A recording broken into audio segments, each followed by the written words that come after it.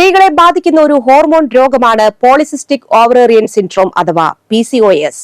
ശരീരഭാരം കൂടുക, മുഖത്തെ രോമ വളർച്ച, ക്രമരഹിതമായ ആർത്തവം എന്നിങ്ങനെ നിരവധി ലക്ഷണങ്ങളാണ് ഇതുമൂലമുണ്ടാകുന്നത്.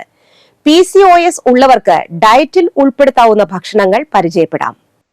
ഗർഭധാരണത്തിനുള്ള ബുദ്ധിമുട്ടാണ് PCOS മൂലം സ്ത്രീകൾ അനുഭവിക്കുന്ന ഒരു പ്രധാന പ്രശ്നം. ഭക്ഷണക്രമം നേരിട്ട് PCOSന് കാരണമാകില്ല, എന്നാൽ ഒരു പരിധിവരെ ഭക്ഷണക്രമം ഇതിനെ സ്വാധീനിക്കാം.